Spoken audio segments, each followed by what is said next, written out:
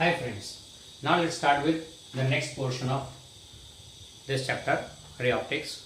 Refraction कर रहे थे, रिफ्रैक्शन में हमने देख लिया अभी तक, refraction by plane surface. Now let's move over to refraction of light by prism. Okay, prism क्या है पहले वो समझ लेते हैं. व्हाट इज द प्रिज्म पहले वो देख लेते हैं. Basically prism means it's a 3-dimensional object. It's a 3-dimensional solid object which has two triangular surfaces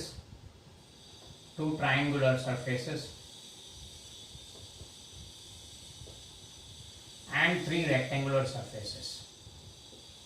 It has 2 triangular surfaces and 3 rectangular surfaces. That's a prism. यानी कैसा है देखो, ये एक ट्राइंगल हो गया, ये दूसरा ट्राइंगल हो गया. ओके, ये दूसरा ट्राइंगल हो गया. अब connecting the corresponding vertices gives this type of structure. Connecting the corresponding vertices gives this type of structure.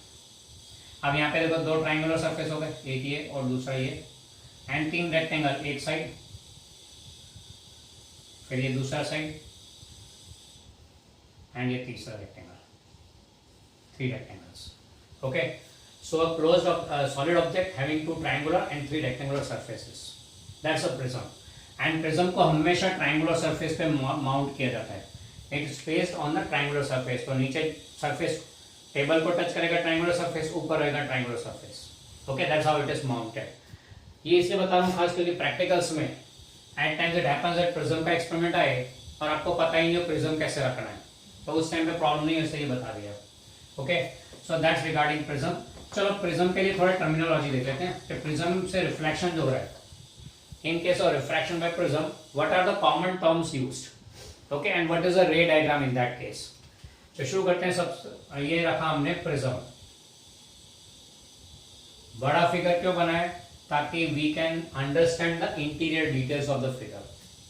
Figure जितना बड़ा बनाओगे उतना बेटर है, क्योंकि you will be able to show the interior details properly. ये प्रिज्म हो गया ABC, mounted on the triangular surface. Prism ABC. ना यहां से लाइट रे इंसिडेंट किया, तो ये इंसिडेंट रे हो गया P Q. Q is the point of incidence on surface AB. Q is the point of incidence on surface AB. PQ is the incident ray. फिर normal draw करते हैं to surface AB at point of incidence Q. Q पे normal draw किया, let's say MN. ओके, इसको नाम दे दिया MN. फिर the light ray was to go straight like this, but because of moving from rare to denser medium, air to glass में जा रहे हैं, rare to denser medium, it bends towards normal. तो यूं जाना था, उसके लिए नॉर्मल की तरफ बेंड हुआ, goes like this parallel to surface BC. बराबर है, goes parallel to side BC. Sorry, तो यहाँ पे ये हो जाएगा QR रे, दैट इज रिफ्रैक्टेड रे. तो यहाँ पे पहला आया पहले triangle ABC. Triangle ABC is the prism. फिर रे PQ, दैट्स इंसिडेंट रे. फिर point Q, point of incidence on surface AB. On surface AB point of incidence हो गया, बराबर है. एंड ये एंगल जो बोल देते हैं ये हो जाएगा I, angle of incidence. I is the angle of incidence. Incident ray का एंगल विद नॉर्मल, तो एंगल ऑफ इंसिडेंस हो गया. फिर ray was to go straight like this, but rather than that it moved like this. यानी QR becomes the refracted ray. QR becomes the refracted ray. Okay, तो जाना था रे को यूं, रिफ्लेक्ट हो गया यूं, तो ये बन जाएगा angle delta 1, angle of deviation. तो delta 1 is angle of deviation. And उसके नीचे ये रिफ्रैक्टेड रे का angle with normal R1, angle of refraction, angle of refraction, बराबर है. इस केस में एंगल ऑफ रिफ्रैक्शन हो गया. क्लियर. तो रे को जाना ही चाहिए था, इतना डेविएट हुआ, डेविएशन एंगल आ गया, as well as angle of refraction आ गया. फिर आगे चलते हैं. ये QR, R इज a point of incidence on surface AC. अब सरफेस एसी से भी रिफ्रैक्शन होगा, क्यों? क्योंकि moving from denser to rare medium. चलो वहां पे नॉर्मल ड्रॉ करें सरफेस को at point R, drawing the normal to surface at point R will touch here. चलो इस पॉइंट को हम लोग एन बोल देते हैं ताकि हमें कॉमन हो जाए एम एन, एंड यहाँ पे नाम देते हैं एम डैश एन। तो यहाँ पे M dash N becomes normal to surface AC, normal to surface AC। यहाँ पे हमने mn को इग्नोर नहीं किया ना, यहाँ नाम डाल देते हैं mn, नहीं तो यही साथ में चले काम कर mn and m dash n, normal to surface AB and normal to surface AC। Okay, अब यहाँ पे सरफेस AC के लिए इंसिडेंट एंगल ये हो गया जिसको हम लोग R2 बोल देते हैं। R2 is angle of incidence for surface AC। Okay, अब रे को जानना चाहिए था यूं सीधा सीधा, पर निकलेगा कैसा? डेंसर टू रेयर जा रहा है तो it will move away from the normal, नहीं हो जाएगा, it go like this, let's say RS, ये RS की डायरेक्शन में आएगा।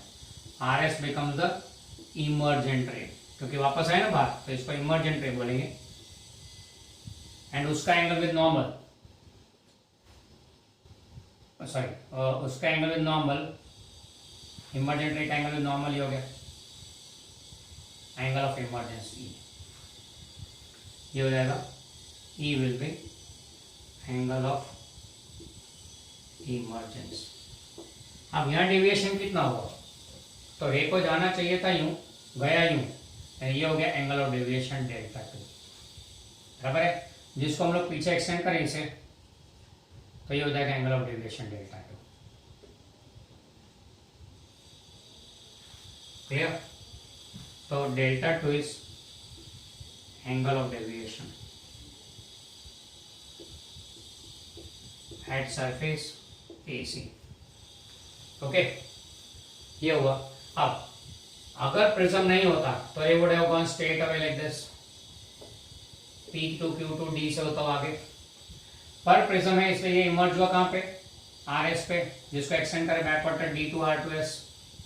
यानी प्रिज्म नहीं होता तो सीधा यूं जाता, प्रिज्म है इसलिए यूं आया, यानी प्रिज्म के कारण टोटल डेविएशन कितना हुआ? डेल्टा बोलेंगे।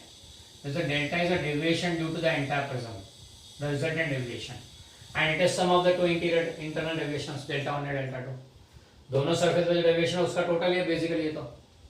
Okay, so delta is the angle of deviation due to entire prism, delta is angle of deviation due to prism। Okay, ये हो गए कुछ terms regarding refraction by prism, prism से रिफ्रैक्शन के बारे में इतने ही टर्म्स है, ये इसका रे डायग्राम है बेसिकली। ओके, अब हमें क्या करना है? I E, अच्छा एंगल ऑफ A, अब एंगल ऑफ प्रिज्म रह गया A, here we called A as angle of prism. तो एंगल ऑफ प्रिज्म यानी कौन सा है? ये एंगल ऑफ प्रिज्म हो गया। कौन सा लेना एंगल ऑफ प्रिज्म? तो याद रखें which should be taken as angle of prism, the angle opposite to the side which is parallel to refracted ray, refracted ray जिस साइड को पैरेलल है उसका ऑपोजिट एंगल, रिफ्रैक्टेड रे जिस साइड को पैरेलल है उस साइड का opposite angle is called angle of prism, बराबर है? The angle opposite to the side which is parallel to refracted ray, that angle is called angle of prism. तो यहाँ पे एंगल ऑफ प्रिज्म ये हो गया। ओके, अब हमारा अगला टारगेट क्या है? एक एंगल ऑफ इंसिडेंस I, दूसरा एंगल ऑफ इमर्जेंस E, तीसरा एंगल ऑफ प्रिज्म A, और चौथा angle of deviation delta due to entire prism. ये चारों के बीच में रिलेशन ऑब्टेन करना है। Next our target is to obtain a relation between I, E, A and delta. The relation will come out to be I plus E is equal to A plus delta, ऐसा relation आएगा, ये हमें obtain करना है। And this derivation is one of the very important derivation. Okay, ये बहुत important है, तो ये derivation हम लोग अब ले रहे हैं। Okay, I hope this much is clear to you.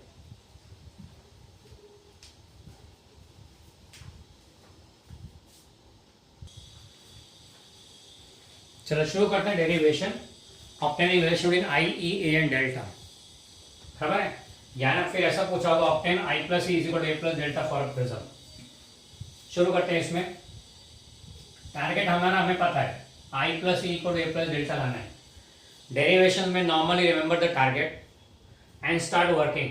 Figure बहुत एक्यूरेट बनाना है, make a big figure, big size figure. मैं तो बोलता हूँ फुल स्केप में एक साइड पे खाली फिगर ही बनाओ, एक साइड पे पूरा फिगर ही बनाओ, ताकि ये इंटीरियर डिटेल्स इजीली दिखे, बराबर है? That is very very important. चलो अभी आगे शुरू करते हैं। सबसे पहले आई, तो ये रहा आई। इसको अगर ध्यान से देखें तो from the figure I is R1 plus R2, sorry R1 plus delta 1। पहला step from figure, left side को ले आते हैं। I is equal to R1 plus delta 1, बराबर है? एंड दूसरी तरफ E is equal to R2 plus delta 2, R2 plus delta 2। यहाँ पे डेल्टा 2 हमारे काम का नहीं, इसलिए यहाँ से हटा देते हैं। वही चीज यहाँ पे वर्टिकल अपोजिट एंगल में। ओके, तो E is equal to angle E is equal to R2 plus delta 2। Okay, now adding these two, दोनों को प्लस कर देते हैं। Therefore I plus E is equal to R1 plus R2 plus delta 1 plus delta 2। Okay, now in triangle DQR, in triangle DQR, कौन सा triangle है? DQR, delta is exterior angle, delta is found to be exterior angle, so that will be equal to addition of sum of two interior remote interior angles. Therefore delta will be equal to delta 1 plus delta 2. Let's say this is equation 1, this is equation 2. Using 2 in 1, what we get is I plus E is equal to R1 plus R2 plus delta. Let's say equation number 3. Target में आई plus ई आ गया, अब delta भी आ गया। रहा R1 plus R2 equal to A prove करना है। R1 plus R2 is equal to A, इतना prove करना है। ओके, तो उसके लिए शुरू करते हैं।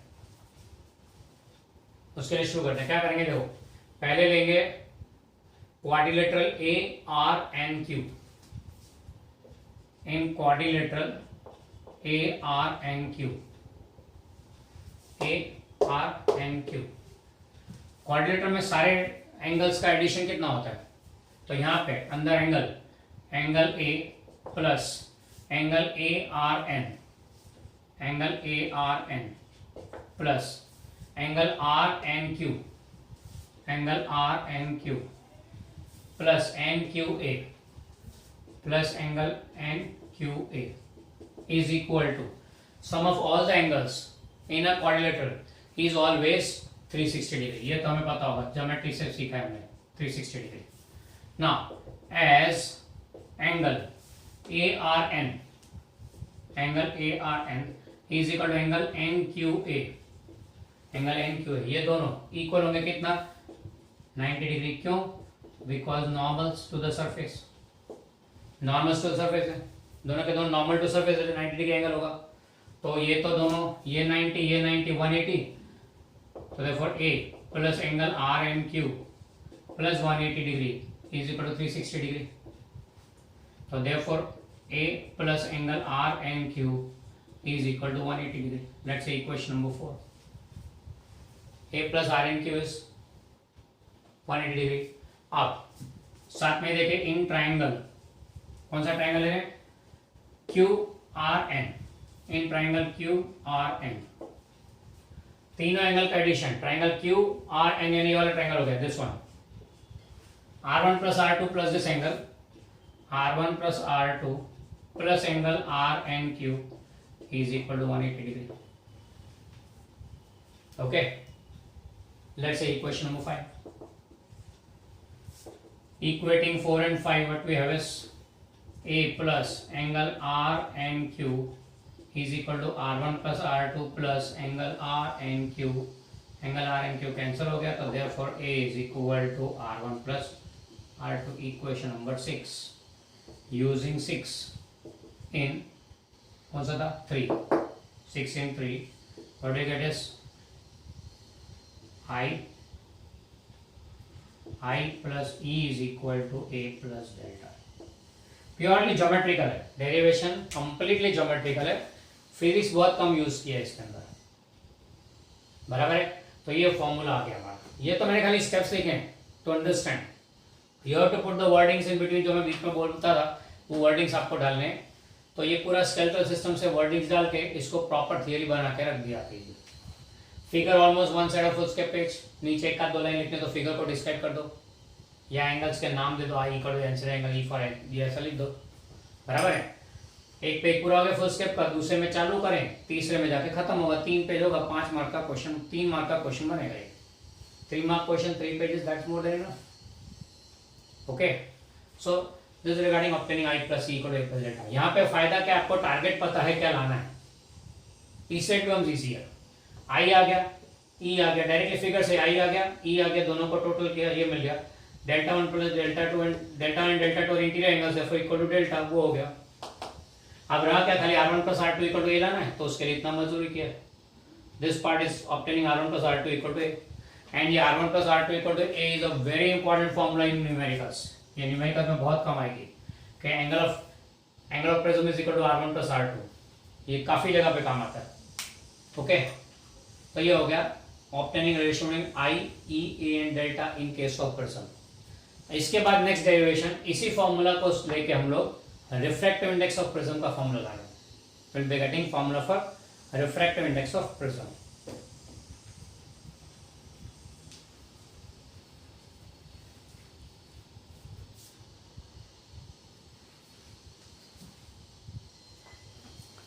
चलो नेक्स्ट हम चलते हैं obtaining the refractive index of prism. Prism के रिफ्रैक्टिव इंडेक्स का फॉर्मूला लाना है, तो उसके लिए शुरुआत तो वहां से करेंगे।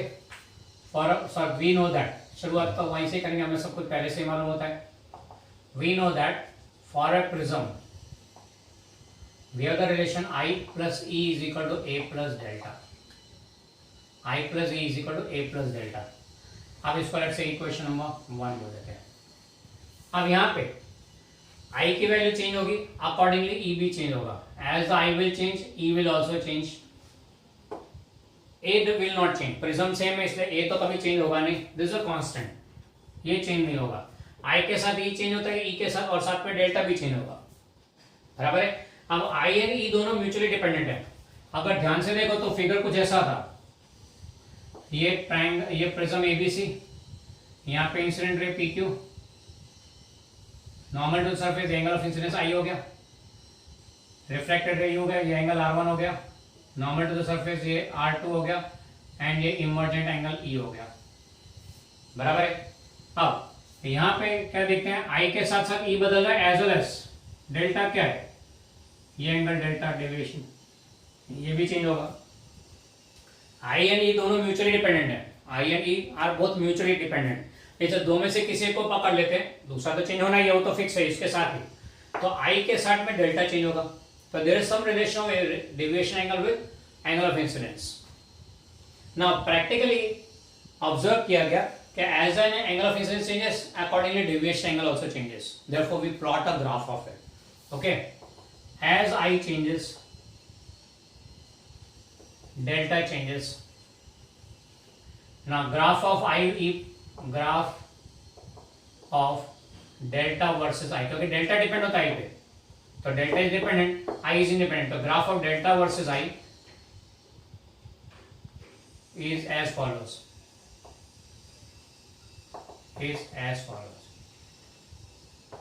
तो इसका ग्राफ कैसा आएगा देखें। यहाँ ग्राफ बनाते हैं delta versus angle of incidence का। ओके, तो ग्राफ देखने को मिला कैसा कि एंगल ऑफ इंसिडेंस बढ़ाते जाओ, एंगल ऑफ डेविएशन कम होता है, कम होता है, कम होता है, कम होता है, कम होके फिर कहीं से कहीं पे डिक्रीज लोवेस्ट होके फिर बढ़ने लगता है। This is the nature of the graph of delta versus I, यानी आई के इंक्रीज के साथ एंगल ऑफ डेविएशन कम होगा, कम होकर एक मिनिमम वैल्यू लेगा एंड फिर बाद में बढ़ने लगता है। For any given delta angle, किसी भी गिवन डेल्टा एंगल के लिए we find that there are two angle of incidence possible. दो एंगल ऑफ इंसिडेंस पॉसिबल होंगे, कौन सा, एक तो ये और दूसरा ये। For a given angle of deviation there are two possible angle of incidence, कौन से, एक तो आई और दूसरा ई। तो मतलब ऐसा कैसे हो गया, देखो अगर यूं आता है रे तो इधर जाएगा, ray will trace a path P Q R S, okay, angle of incidence I है, एंगल ऑफ इमर्जेंस ई है, एंगल ऑफ डेविएशन डेल्टा है। We had seen in the beginning कि ray can reverse the path and reverse में वो exactly same path trace करता है। तो अगर रे को यूं इंसिडेंट क्या होता है एस से टुवर्ड्स आर, तो एस से आर आएगा, आर से क्यू जाएगा, क्यू से पी आएगा, एग्जैक्टली सेम पाथ ट्रेस करेगा। If you make the light ray incident at an angle of emergence E, if you make the light ray incident at an angle emergence E, तो वो यही path trace करता हुआ P पे बाहर आएगा, it trace the same path, P Q R S के लिए एस आर क्यू पी हो जाएगा। अब इस केस में इंसिडेंट एंगल ई है, एंगल ऑफ इमर्जेंस आई है, एंड एंगल ऑफ डेविएशन कितना है, तो यू लेंगे ना, तो same vertically opposite angle, angle of deviation remains the same, यानी for a given angle of deviation I and E are same. Ray P Q R S पे ले लो या एस आर क्यू पी पे ले लो, angle of deviation same आता है, यानी आई incident angle लो या ई एंगल ऑफ इंसिडेंस ले लो, whether you take I or E, angle of deviation remains the same, okay? तो यहाँ पे दोनों सेम रहता है, इसलिए I and E दोनों एंगल पे सेम डेविएशन एंगल आएगा। तो for a given deviation angle two angle of incidence possible I and E। तो अगर आपके पास एंगल ऑफ इंसिडेंस 20 डिग्री है एंड उसमें इमर्जेंस एंगल 50 डिग्री आ रहा है, तो अगर आप एंगल ऑफ इंसिडेंस 50 डिग्री रखोगे तो एंगल ऑफ इमर्जेंस 20 डिग्री आएगा, पर delta will remain the same. अच्छा, as the value of delta decreases, I and E come closer, I and E की वैल्यू दोनों एक दूसरे के नजदीक आती है, एंड नजदीक आते आते आते हमें तो कहाँ इंटरेस्ट है, लोएस्ट पे, ये lowest angle that's called minimum angle of deviation, angle of minimum deviation, उस पे देखेंगे तो सिंगल पॉइंट, यानी यहाँ पे I and E दोनों इक्वल हो जाएंगे, this is the point where I and E becomes equal। So from the graph we say that, from graph we can say that when delta equal to delta m, that is minimum deviation, in that case I is equal to E, या फिर I equal to E होए तो angle of deviation हमेशा minimum होगा। Let's say relation number 2, so when angle of deviation is minimum, I and E both are same, ये देखने को मिलता है। अब इसी बात को यूज करके 1 में डालते हैं, तो using 2 in 1, I and E both are equal, तो twice I लिख देते हैं, is equal to A plus angular deviation minimum delta m, therefore I will be equal to A plus delta m by 2। तुम बोलोगे क्या कर रहे हो, अरे रिफ्रैक्टिव इंडेक्स चाहिए ना, एंड रिफ्रैक्टिव इंडेक्स का फॉर्मूला है ना sin I upon sin r, okay, वही ला रहे sin I को, I आ गया, अब r चाहिए, यहाँ तक क्लियर, कोई तकलीफ, चलो फिर इसको नंबर 3 बोल देते हैं। अब आगे चलते हैं, आर लाना है, तो आर लाने ना R1 प्लस R2 है,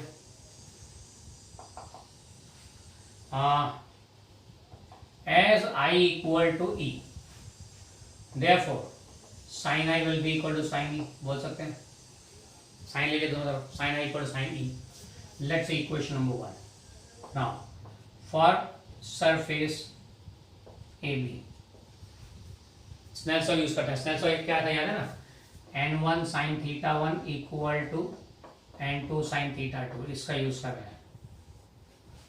लेफ्ट साइड के लिए लिखते हैं, फॉर सरफेस ए भी लिखते हैं, n1 यानी air 1, angle of incidence sin I is equal to refracting angle of prism को ईटा बोल देते हैं, तो ईटा sin R1, सरफेस ए भी के लिए I and R1 है ना, तो ये हो गया sin I is equal to n sin R1 हो गया।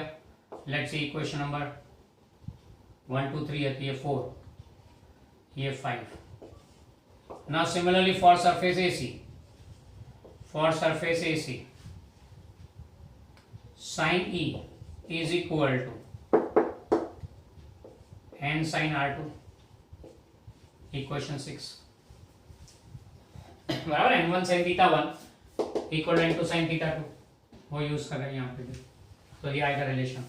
Now using 5 and 6 in 4, what we get is n sin R1 is equal to n sin R2, and n cancel हो गया तो sin R1 equal to sin R2, as sin is same, so therefore R1 is equal to R2.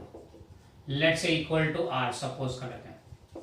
R1 R2 दोनों का value same होगा, तो अगर I and A equal होगा तो R1 R2 भी सेम होगा ना। as R1 plus R2 equal to A, therefore A will be equal to twice R, ये दोनों तो सेम है, R बोल दे जिसको, तो therefore R will be equal to A by 2.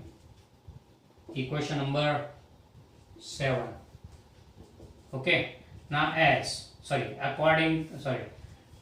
by Snell's law, what we have is eta is equal to sin I upon sin R, that is sin of A plus I यानी delta M by 2 and R यानी A by 2. Refract index of prism का formula आ गया। कैसे लाइए? Using equation 3 and 7, using equation 3 and 7, वो दोनों यहाँ यूज कर लिया। आई यहाँ से लिया, आर यहाँ से लिया, आ गया। Okay, clear? तो ये हो गया regarding obtaining the formula for refract index of prism. ये ग्राफ कंपल्सरी है, वो फिगर भी बनाना पड़ेगा, पर ये ज़्यादा डिटेल में लेने की जरूरत नहीं है, इससे अपने सिंपल फिगर ले लिया उधर, ज़्यादा डिटेल्स नहीं लिया उसके अंदर। Okay, so these are the steps to be kept in mind. ये भी 3 मार्क का इंपॉर्टेंट क्वेश्चन है। ये 3 मार्क का, आगे वाला 3 मार्क का, दोनों मिला के 5 मार्क का क्वेश्चन बन सकता है। 5 मार्क थियरी इस चैप्टर में से आने के चांसेस ज़्यादा है। ओके, तो ये हो गया रिगार्डिंग दिस। अब हम इस रिफ्रैक्ट इंडेक्स के फॉर्मूला को थोड़ा सिंप्लीफाई करेंगे आगे अगले स्टेप में, which is not a part of this derivation. This derivation is complete up till this. Okay, ये डेरिवेशन यहाँ तक कंप्लीट हो गया। अब आगे हम लोग इस डेरिवेशन का थोड़ा सेटिंग करेंगे और उसके ऊपर से कुछ नया सीखेंगे। ओके, देख लो, जस्ट गो थ्रू दिस।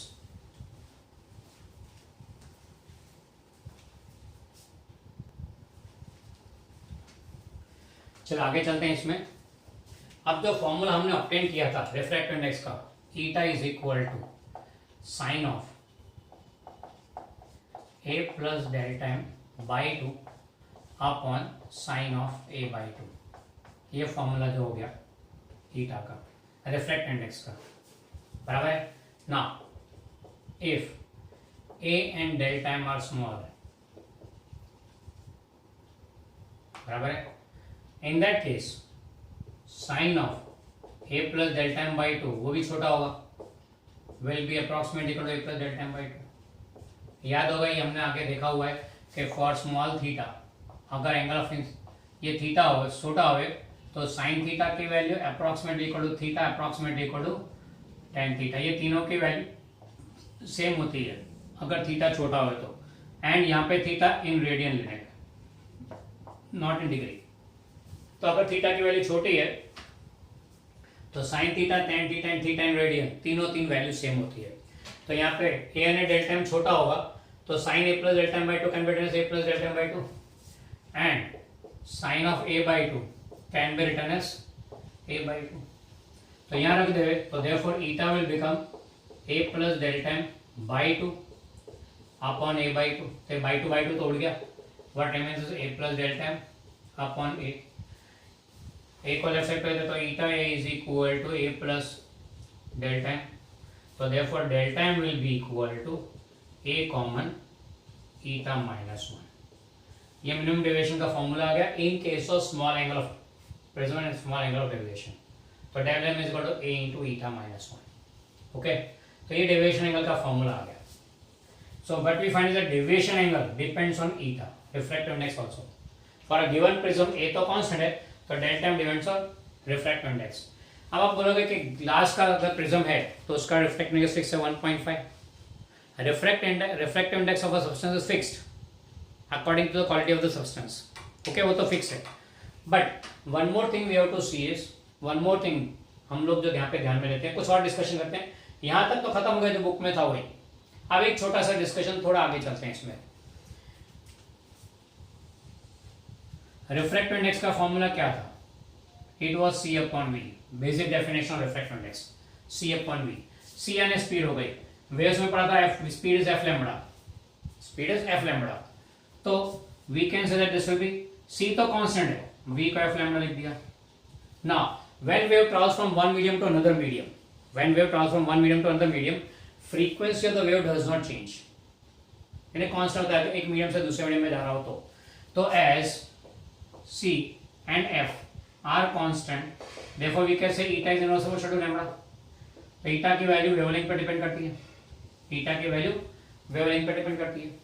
एक मीडियम से दूसरे मीडियम में अगर वेव जा रहा है तो उसकी रिफ्रैक्टिव इंडेक्स की वैल्यू उस वेव के लिए will change according to the wavelength. बराबर। नाउ व्हाइट लाइट की बात करो तो व्हाइट लाइट क्या है?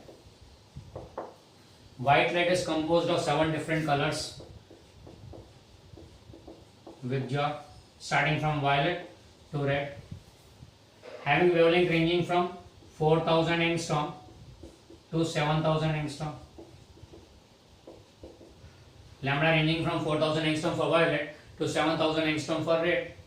इतना वेरिएशन है, यानी white light composed of 7 different colours, each colour is different wavelength. White light के कंस्टिट्यूएंट कलर्स का हर एक का वेवलेंथ अलग अलग है, बराबर, हर एक का वेवलेंथ अलग अलग है। तो इसलिए व्हाइट लाइट अगर प्रिज्म में एंटर होती है, as each one is different wavelength, refract index will be different. यहां पे देखिए तो more precisely lambda V smaller than lambda, lambda V smaller than lambda, violet colour का वेवलेंथ इज रेड से कम, तो therefore refract index for violet will be more than refract index for red, inversely इसलिए right. इसलिए violet का refract index will be more as compare to red when white light enters into prism.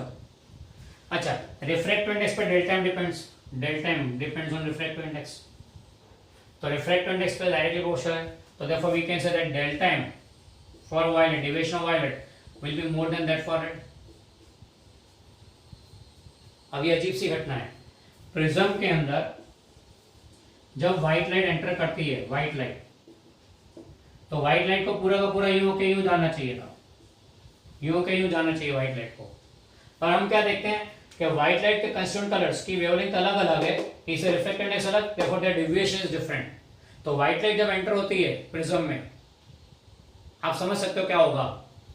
C in white light constituent colours have different wavelengths, so different reflect index, therefore each one have a different deviation, जिसमें violet का deviation maximum, red का deviation least. ये जब white colour जब visual enter होगा तो यहाँ पे यूं देखने को मिलेगा, यहाँ पे रेड होगा, यहाँ वायलेट होगा, वायलेट का डेविएशन मैक्सिमम, एंड फिर जब ये लाइट बाहर आएगी तो ऐसा कुछ दिखेगा, ये रेड और वायलेट, यानी स्क्रीन पे आपको दिखेगा violet to red, each colour will be separate, यानी you will be able to see a spectrum on the screen.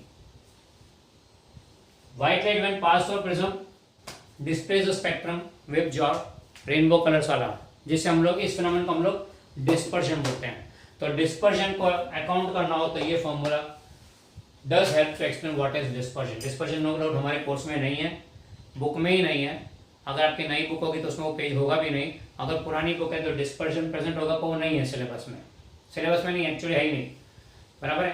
तो डिस्पर्शन को निकाल दिए सिलेबस में से, पर एक आइडिया उसका लेना जरूरी है कि we find that when light white light इसके साथ साथ में कनेक्टेड है इसके भी, कि deviation angle depends on refractive index, and so we find that violet will be deviating more as compare to red. Therefore, white light enter होगा पर उसके साथों साथ कलर डिवाइड हो जाएंगे as per their choice, as per their del time. Each one will be divided by different amount. ये तो कैसा हो गया, घर के 7 जने, दादा दादी, पापा मम्मी, बच्चे 2-3, कुल मिला के 7 जने गए, एंटर हुए फूड मॉल में, बराबर, फूड मॉल में एंटर हुए, अलग अलग काउंटर्स हैं, ऑब्वियसली जैसे ही घुसोगे हर एक दिन अपने अपने चॉइस के काउंटर पे जाएगा। दादा दादी रूटीन फूड में जाएंगे, थाली जैसा, पापा मम्मी फास्ट फूड में जाएंगे, सॉरी फास्ट फूड नहीं, they will go for some snack type of thing, ज़्यादा हैवी नहीं, थाली तो पूरी नहीं खाना है बोले, वो तो घर पे खाते हैं बहुत, इसलिए as per their age they will go to some different place, some light थोड़ा हैवी स्नैक्स जैसा। एंड बच्चे वो तो बोलेंगे खाने की चीज़ में फास्ट फूड, चाइनीज़ का काउंटर है या फिर थोड़े वो भेलपूरी और सब फास्ट फूड की तरफ जाएंगे। See each one disperses by different amount, लड़का अलग तरफ, लड़की अलग तरफ, gents will prefer this, ladies will prefer this, हर एक का चॉइस ऑफ प्रेफरेंस अलग होता है, इससे सारे के सारे मॉल में एंटर होते हैं, डेविएट हो गए, डिस्पर्स हो गए। ये फिनोमेनन डिस्पर्जन का है व्हाइट लाइट का। तो white light disperse in case of prism due to this reason, ये हमने उसको खाली साथ में ले लिया। एंड इवन ग्लास प्रिज्म में भी ग्लास के अलग अलग टाइप होते हैं, तो based on that dispersion amount is also different. Glass prism के अलग अलग टाइप होते हैं, क्राउन ग्लास है, फ्लिंट ग्लास है, तो उनमें डिस्पर्जन का अमाउंट भी अलग अलग होता है। अब किसी में डिस्पर्जन ज़्यादा है तो फैलेगा ज़्यादा, तो स्पेक्ट्रम का हर एक कलर अलग अलग दिखेगा। अगर इसका रिफ्रैक्टिव इंडेक्स कम है या फिर उसका डिस्पर्जन पावर कम है तो ज़्यादा फैलेगा नहीं, सिकुड़ा रहेगा, तो colours will overlap. You will not be seeing each colour separately, you will find overlapping colours. Overlapping colour में कई बार आपको उस कॉम्बिनेशन का कलर कुछ और ही लगेगा, बोले यार विजुअल में ये क्या नया कलर आ गया, तो that is because of overlapping of nearby colours. Okay, so that all things are seen in case of dispersion. वो यहाँ से आगे खाली एक आइडिया लिया है, नोट्स में भी ये नहीं मिलेगा, please don't try to search it there also. Okay, this is not available in the notes also, just एक एक्स्ट्रा चीज। ओके, तो यहाँ पे हमारा discussion of refraction of light by prism is over. एक किया बाय प्लेन सरफेस, दूसरा किया बाय प्रिज्म। अगली बार कर्व सरफेस से रिफ्रैक्शन की बातें करेंगे, अ कंप्लीटली डिफरेंट मैटर।